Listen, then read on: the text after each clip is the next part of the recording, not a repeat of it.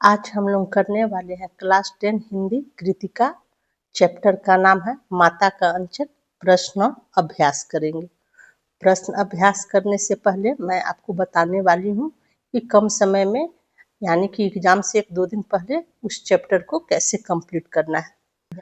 10 minute का समय देंगे तो आप एक बार उस चैप्टर को रिवीजन कर सकते हैं।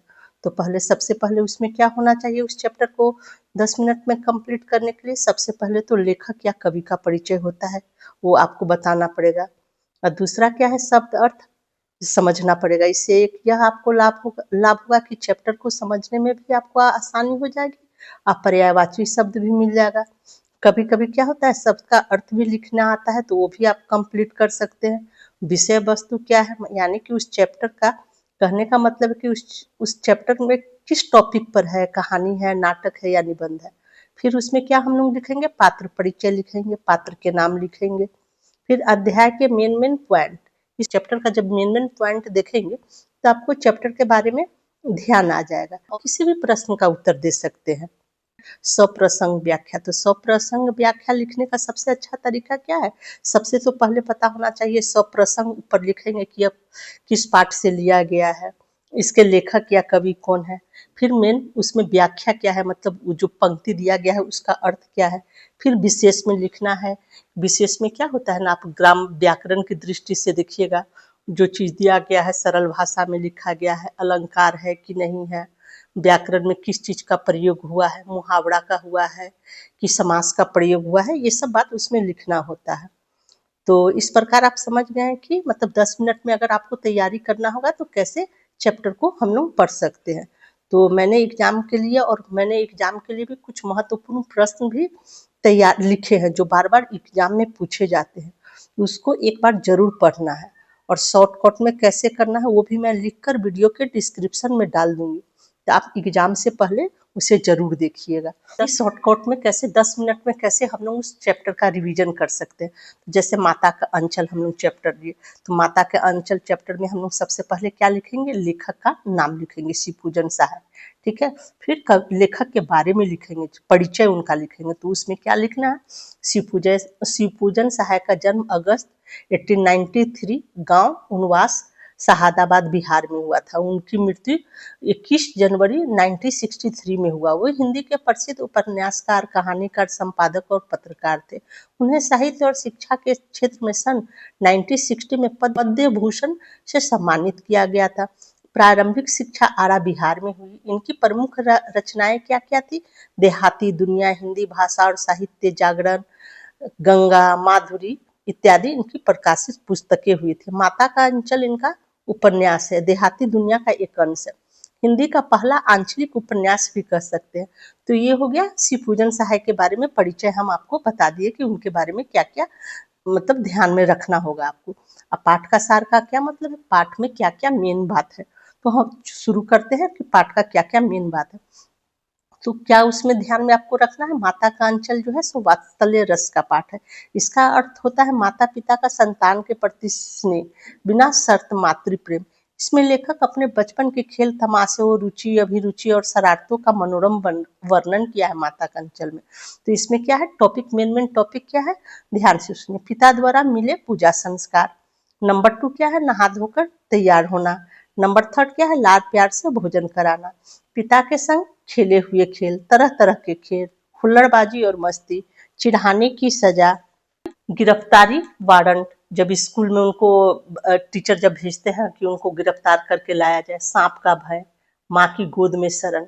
अब पाठ में लोक गीतों का प्रयोग जो हुआ है, तो कौन कौन से लोकगीत का प्रयोग हुआ है तो भी आपको ध्यान में रखना होगा। जैसे क्या, जब खाएगा बड़े बड़े कौड़ तब पाएगा दुनिया में ठौर, ऊंच नीच बई कियारी जो उपजे से भई हमारी, चलो भैया ददरी सातों पिसाने की मोटरी, रहरी में रहरी पुरान रहरी डोला की कन्या हमार मेहरी, एक पैसा के लाई बाजार में छितराई बरखा उधरे बिलाई। फिर क्या है नेक्स्ट लोकगीत क्या है, बुढ़वा बेईमान मांगे करेला का चोखा। फिर क्या है, ध्यान से सुनिए, माई पकाई गरर गरर पुआ, हम खाए पुआ न खेलब जुआ। ठीक है, ये तो हो गया उस चैप्टर का मेन पॉइंट हो गया। लेकिन सब प्रसंग व्याख्या आता है तो प्रसंग में आपको लिखना है प्रस्तुत, जैसे आपको दे दिया जाएगा कुछ पंक्तियां दे दिया जाएगा, उसका दिया जाएगा कि आपको उसके बारे में सब प्रसंग व्याख्या लिखी। तो पहला पॉइंट उसमें क्या होता है, प्रसंग होता है, दूसरा क्या होता है, व्याख्या होता है, तीसरा क्या होता है, विशेष होता है। तो प्रसंग में आपको क्या लिखना है, चैप्टर का नाम लिखना है, लेखक या कवि का परिचय लिखना है जो होगा, व्याख्या में उसका क्या मतलब होता है, मीनिंग्स होता है, विशेष में आपको क्या लिखना होगा, विशेष मतलब उसकी क्या विशेषता है, मतलब उस चैप्टर में क्या ऐसा ऐसा विशेष बात है, मतलब व्याकरण की आपको लिखना होगा। माता का अंचल में सबसे पहला बात तो क्या है, यह एक आंचलिक उपन्यास है। दूसरा क्या आप लिख सकते हैं, इसमें ठेठ देहाती भाषा का प्रयोग है, इसमें लोकगीत का भी प्रयोग है, यह बाल मनोभावों का वर्णन करता है, आत्मकथा शैली में लिखा गया है, वात्सल्य प्रेम को भी इसमें बताया गया है। तो इस प्रकार आप समझ गए कि 10 से 15 मिनट में हम लोग इस चैप्टर को कैसे पढ़ सकते हैं एग्जाम के समय में।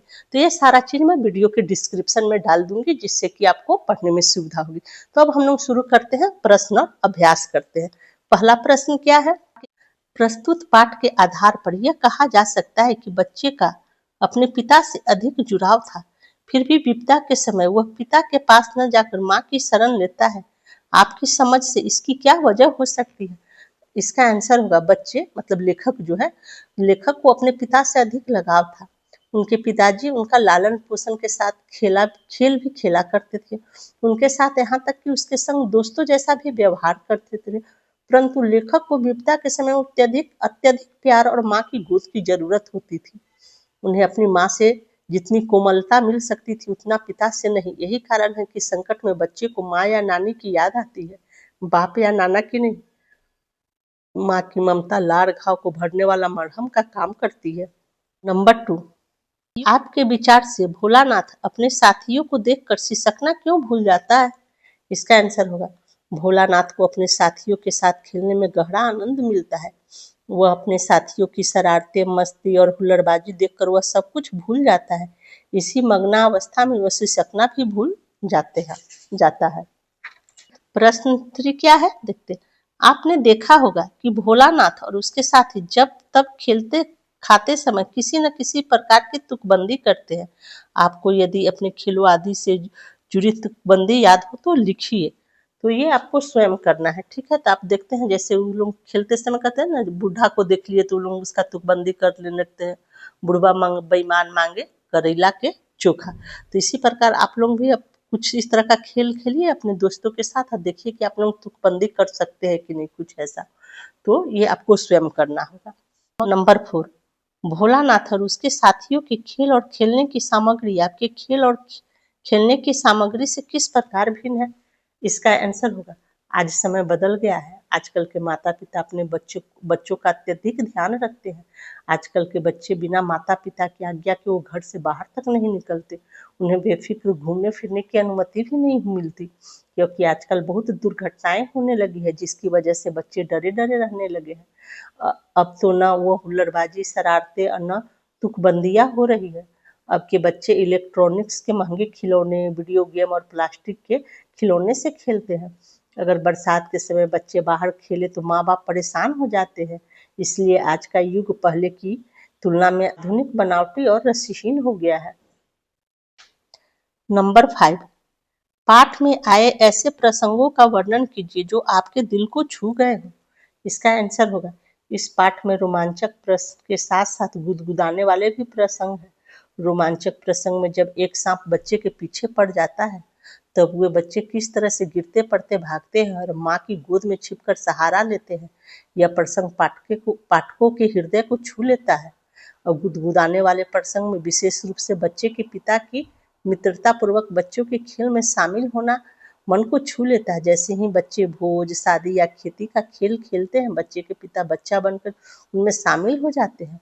पिता का इस प्रकार बच्चा बन जाना बहुत ही सुखद और पाठकों को गुदगुदा देता है। नंबर 6, इस उपन्यास अंश में 30 के दशक की ग्राम संस्कृति का चित्रण है। आज की ग्रामीण संस्कृति में आपको किस तरह के परिवर्तन दिखाई देते हैं। इसका आंसर होगा आज की ग्रामीण संस्कृति बिल्कुल बदल गई है। आज कुओं से सिंचाई होने की प्रथा और बैलों द्वारा खेतों को जोते जाने प्रायः समाप्त ही हो गई है। अब कुओं की जगह ट्यूबवेल और बैलों की जगह ट्रैक्टर ने ले लिया है। आजकल पहले की तरह बूढ़े दूल्हे भी नहीं दिखाई देते। पहले मिट्टी के घर हुआ करते थे, अब ईंट और सीमेंटों से बनने वाले मकान अब गाँव में भी नजर आते हैं। आज धीरे धीरे ग्रामीण अंचल मौज मस्ती और आनंद गायब ही हो गया है। वहाँ भी अब लोगों को अपनी भविष्य और पढ़ाई लिखाई पर ध्यान देने लगे हैं। वहाँ के भी गांव के भी लोग अब अपनी भविष्य की चिंता करते हैं और पढ़ाई लिखाई के लिए वो लोग अब ध्यान भी देते हैं। नंबर 7, पाठ पढ़ते पढ़ते आपको भी अपने माता पिता का लाड़ प्यार याद आ रहा होगा। अपनी इन भावनाओं को डायरी में अंकित कीजिए। ये भी आपको स्वयं करना है। नंबर 8 प्रश्न, यहाँ माता पिता का बच्चे के प्रति जो वात्सल्य व्यक्त हुआ है उसे अपने शब्दों में लिखिए। तो इसका आंसर होगा, माता का अंचल्य वात्सल्य रस का पाठ है। इस पाठ में वात्सल्य का बहुत ही सरस और मनोभावक वर्णन हुआ है। बच्चे के पिता अपने बच्चों को माँ जैसा प्यार करते हैं, यहाँ तक कि बच्चों के साथ सोते हैं, जागते हैं, उसे खिलाते हैं, नहलाते हैं, उनके साथ बैठ के पूजा भी करते हैं, साथ में खेलते भी हैं। उन्हें यह सब करने से बहुत आनंद मिलता है। वे कभी अपने बच्चों को डांटते फटकारते नहीं, वे उसके खेल को मानो भगवान भोलानाथ की लीला मानकर साथ देते हैं और पूछते हैं, फिर कब भोज होगा, इस साल की खेती कैसी रही भोलानाथ। उसके साथ खेलते और जानबूझकर हार भी जाते हैं, उसे चूमते हैं, कंधों पर बिठाकर घुमाते हैं। इस प्रकार उन्हें बहुत आनंद आता है। अब बच्चे की माता भी ममता की देवी है। उन्हें लगता है कि बच्चों का पेट तो महतारी के खिलाने मतलब माँ के खिलाने से ही भरता है। उनका मन बच्चे को खिलाने पिलाने और पुचकारने दुलारने के लिए तरसता है। वह भर पेट खाना खाए हुए बच्चे को भी अपनी वात्सल्य कलाम से रिझाकर ढेर सारा भोजन करा देती है। जैसे खाना रखती है प्लेट में तो एक एक कौर बनाती है ना, ये तोता का, ये मैना का। तो कहने का मतलब वो ढेर सारा खाना जो है सो वात्सल्य कला में रिझाकर ढेर सारा भोजन अपने बच्चे को करा देती है। यह माँ की ममता का प्रसाद है। बच्चा अपने पिता के साथ रहने के बावजूद भी माँ का ही आंचल खोजता है। विपत्ति और तकलीफ में उसे माँ की ही गोद में अधिक सुरक्षित पाता है। माँ का मन इतना भावुक होता है कि बच्चे को रोता देख खुद ही रोने लगती है। उसकी यह पवित्र और सजल ममता पाठकों को अधिक प्रभावित करती है। प्रश्न नंबर 9, माता का अंचल शीर्षक की उपयुक्तता बताते हुए कोई अन्य शीर्षक सुझाइए। तो इसका आंसर होगा, इस पाठ के लिए माता का अंचल शीर्षक उपयुक्त नहीं है। इसमें लेखक के शैशव की विशेषताओं का वर्णन, शैशव मतलब बचपन की विशेषताओं का वर्णन हुआ है। बच्चों को अपने पिता के साथ लगाओ, ये भी एक शीर्षक हो सकता है। माँ का वात्सल्य भी हो सकता है। शैशव की मस्त खेल, ये भी इस चैप्टर का मतलब शीर्षक हो सकता है। माता का अंचल तीनों में से माँ के वात्सल्य को व्यक्त करता है। इसका अन्य शीर्षक भी हो सकता है, मेरे बचपन के दिन और भोलानाथ भी हो सकता है। प्रश्न नंबर 10, बच्चे माता पिता के प्रति अपने प्रेम को कैसे अभिव्यक्त करते हैं। इसका आंसर होगा, बच्चे माता पिता के प्रति प्रेम और उनके साथ रहकर उनकी सिखाई हुई बातों को ध्यान में रखकर उनके साथ खेलकर, उन्हें चूमकर, उनकी कंधों पर बैठकर उनके साथ पूजा करके प्रेम प्रकट करते हैं। मैं अपने माता पिताजी को प्रत्येक वर्ष किसी एक तीर्थ स्थल ले जाकर उन्हें दर्शन करवाता हूँ। कभी कभी मैं उनके साथ बैठकर अपने बचपन की बातें भी उनसे पूछा करता हूँ। मैं उन्हें प्रत्येक दिन सुबह की चाय बना कर देता हूँ। माता पिता मेरा यह प्रेम देखकर बहुत प्रसन्न होते हैं। पेज नंबर 11, इस पाठ में बच्चों की जो दुनिया रची गई है वह आपके बचपन की दुनिया से किस तरह भिन्न है। इसका आंसर होगा, हमारा बचपन लेखक के बचपन से बिल्कुल अलग है। हमें माता पिता से ऐसा प्यार नहीं मिला। इसका कारण यह था कि हमारे माता पिता दोनों ऑफिस जाते हैं और काम में व्यस्त रहते हैं। पिताजी ऑफिस से आते ही थके होते हैं तो वो हमें समय नहीं दे पाते, लेकिन हमारे माताजी ऑफिस से आने के बाद पूरा वक्त हमारे साथ बिताती, हमसे प्यार भरी बातें करती, हमारे लिए चॉकलेट खिलौने लाती, हमारी मनपसंद खाना बनाती, हमें अच्छी अच्छी बातें सिखाती। शनिवार और रविवार के दिन मैं अपने माता पिता के साथ पिकनिक पर जाता। वहाँ मैं उन दोनों के साथ खूब सारी मस्ती करता हूँ। हाँ, लेखक की तरह मुझे अपने पिता के कंधों पर बैठने का मौका नहीं मिला। मुझे हो हुल्लड़ करने का भी मौका नहीं मिला। शायद मैं अपना बचपन अपने दोस्तों में देखूं या उनके साथ खेल सकूं। 12 और लास्ट, फणीश्वर नाथ रेणु और नागार्जुन की आंचलिक रचनाओं को पढ़िए। तो ये क्या है, आपको स्वयं करना है। ये पुस्तकालय से लेकर पढ़ें तो कुछ महत्वपूर्ण महत्वपूर्ण प्रश्न है जो मैंने आपके लिए लिखे हैं। ये एग्जाम में बार बार रिपीट होता है, ध्यान दीजिए। नंबर 1 प्रश्न क्या है? माता कंचल पाठ के आधार पर बाल मनोविज्ञान पर टिप्पणी कीजिए। नंबर 2 क्या है? इस पाठ में लेखक तत्कालीन समाज के पारिवारिक परिवेश का जो चित्रण किया है उसे अपने शब्दों में लिखिए। नंबर 3 प्रश्न क्या है? इस पाठ के आधार पर लेखक के पिता की विशेषताएं लिखिए। नंबर 4 प्रश्न क्या है? बच्चे चिड़िया, चूहों आदि निरीह प्राणियों के साथ क्रूरता क्यों करते हैं? नंबर 5 प्रश्न क्या है? माता का अंचल पाठ में वर्णित खेल खिलौने की दुनिया वर्तमान खिलौने की दुनिया से बेहतर थी क्यों? कारण सहित उत्तर दीजिए। तो मैं ये सब जितना 5 प्रश्न है ना, 5 प्रश्न का आंसर आपको बता रही हूँ, आप उसे 5 प्रश्न का आंसर आप ध्यान से सुनिए। नंबर 1 क्या प्रश्न है? माता कंचल पाठ के आधार पर बाल मनोविज्ञान पर टिप्पणी कीजिए। तो इसका आंसर होगा, इस पाठ से पता चलता है कि बच्चे अपने सुख दुख को मन में नहीं रखते, वे दुखी होते हैं तो उसे रोज चिल्लाकर रो रो कर चिल्लाकर प्रकट कर देते हैं। प्रसन्न होते हैं तो खुशी हंसी खुशी के माध्यम से व्यक्त करते हैं। इसलिए सिसकते सिसकते एकदम हंस पड़ना और खेलने लगना एक स्वाभाविक होता है। समझदार आदमी बच्चों की इस क्रिया को अद्भुत मानता है, किंतु वास्तव में यह स्वाभाविक है। बच्चे कभी अपने मन पर बोझ नहीं रखते, वे मन में तनाव नहीं रखते, इसलिए वे बीती बातों को याद कर कर परेशान नहीं होते। जैसे ही उनके सामने कोई रुचिकर प्रसंग आता है, वो एकदम तरोताजा होकर हंसने खेलने लगते हैं। जैसे कि भोलानाथ करते थे, रोते रहते थे तो अपने दोस्तों की मंडली देख लेते थे तो रोना भूलकर उसके साथ खेलने लगते थे। नंबर 2 प्रश्न क्या है? इस पाठ में लेखक तत्कालीन समाज के पारिवारिक परिवेश का जो चित्रण किया है उसे अपने शब्दों में लिखिए। तो इसका क्या आंसर होगा? माता का अंचल पाठ में तत्कालीन समाज के आत्मीय वातावरण का चित्रण हुआ है। तब गाँव में माता पिता अपने बच्चों पर जान छिड़कते थे। माता पिता बच्चे से लाड़ लड़ाने की होड़ रहती थी। गली मोहल्ले के बच्चे पूरा दिन हो हुल्लड़ किया करते थे। दूसरों की नकल उतारना, मजाक करना रोज रोज के खेल थे। नंबर 3 प्रश्न क्या है? इस पाठ के आधार पर लेखक के पिता की विशेषताएं लिखिए। तो आंसर होगा, माता कंचन के पिता भगवान के परम भक्त, परम स्नेही और भोले स्वभाव के व्यक्ति थे। वे हर रोज सुबह सवेरे उठकर शौच आदि से निपटकर स्नान करते, पूजा करने बैठते। उसके बाद वो रामनामा बही पर 1000 बार राम नाम लिखा करते थे। वो कागज के छोटे छोटे टुकड़ों पर राम नाम लिखकर उन्हें आटे की गोलियों में लपेटते थे और आटा की गोलियां जो थे सो गंगा नदी में डाल देते थे, जिससे कि मछलियों का खाना हो जाता था। इससे उनके भक्त स्वभाव का परिचय मिलता है।